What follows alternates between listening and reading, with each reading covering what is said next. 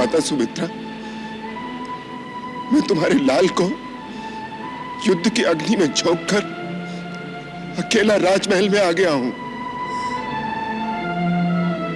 14 वर्ष से तिल तिल कर विरह अग्नि में झुलसती उर्मिला जब अपने पति की अगवानी करने उमंग के साथ मेरे सामने आएगी तो क्या उत्तर दूंगा? मैंने अपनी पत्नी को पाने के लिए जो युद्ध किया और मिले उसमें तेरे पति की आहुति दे दी। उर्मिल के विरही अंतर पे बिजली सी जाए गिरी बरछी, पूछो न कहार किस किस पे तिहुलोक में जाए चली बरछी।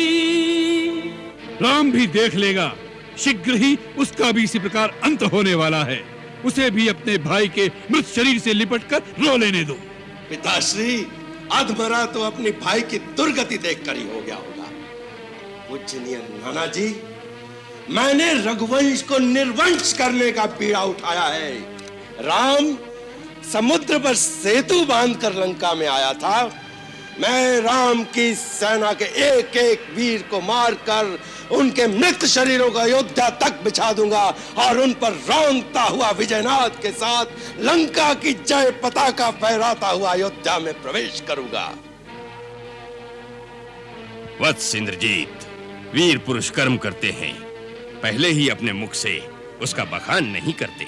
नहीं माल्यवान जी, हमारे इंद्रजीत ने सदा जिस कार्य का संकल्प किया उसे करके दिखाया। हे रघुवंश विजयी, अयोध्या के भावी नरेश, हमें तुम्हारे अजय पराक्रम पर पूरा विश्वास है। हे वीरवर इंद्रजीत, राम की मृत्यु के पश्चात हम तुम्हें अयोध्या के राज सिंहासन पर आसीन करके अपने हाथों राज तिलक करेंगे तुम्हारा। प्रतिहारी, हमारे गुप्तचरों को आदेश दो, लक्ष्मण की दशा की पल पल की सूचना हमें मिलनी चाहिए और नगर में घोषणा कर दो, लंकावासी अपने युवराज की विजय का उत्सव मनाए। जैसे ही लक्ष्मण की मृत्यु का समाचार मिले, शंखनाद हो, दुंदुभियां बज उठे, जिससे सीता भी यह शुभ समाचार सुन सके। जाओ।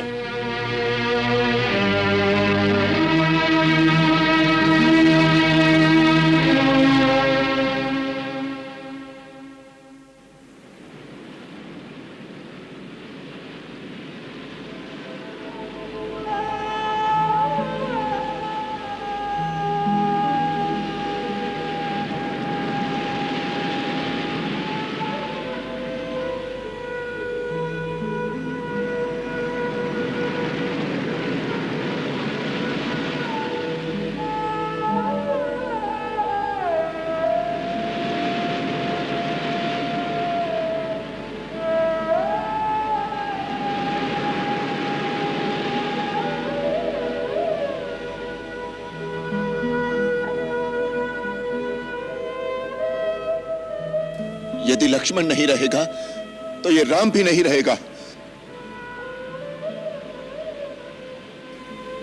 महाराज विभीषण, मुझे खेद है, मैंने बड़े गर्व से आपको लंका का राजा बनाने का वचन दिया था, परंतु मेरा वो वचन अब झूठा हो जाएगा। अयोध्यानाथ। हाँ विभीषण जी। प्रभु, ये क्या कह रहे हैं प्रभु आप? मैं सत्य कह रहा हूं। यदि मेरे लक्ष्मण को कुछ हो गया तो फिर आप लोग राम को भी जीवित नहीं पाएंगे।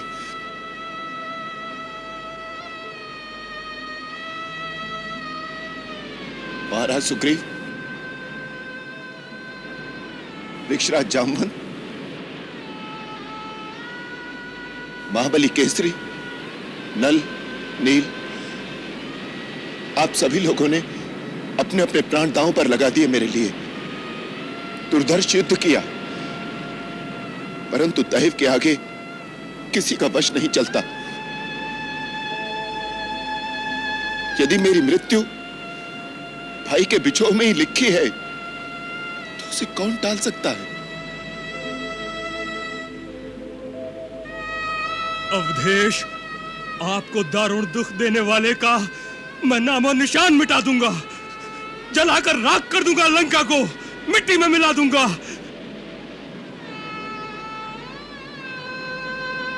किस लिए कपीश्वर? किसके लिए?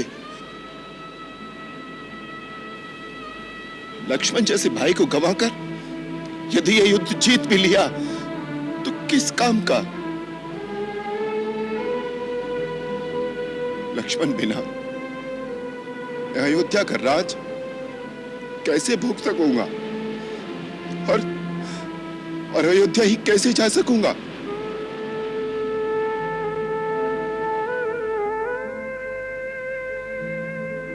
माता कौशल्या को क्या मुंह दिखाऊंगा? वो पूछेंगी कि मेरा लाल कहां है। राम बेटे, मैं लक्ष्मण को तुझे सौंप रही हूं। सुमित्रा और उर्मिला की धरोहर है, जैसे लेकर जा रहे हो वैसे ही मुझे लौटाना। माता, मैं तुम्हारी धरोहर को सुरक्षित नहीं रख सका। माता सुमित्रा, मैं तुम्हारे लाल को युद्ध की अग्नि में झोंककर अकेला राजमहल में आ गया हूं। 14 वर्ष से तिल तिल कर विरह अग्नि में झुलसती उर्मिला जब अपने पति की अगवानी करने उमंग के साथ मेरे सामने आएगी तो क्या उत्तर दूंगा? मैंने अपनी पत्नी को पाने के लिए जो युद्ध किया उर्मिले, उसमें तेरे पति की आहुति दे दी। नहीं,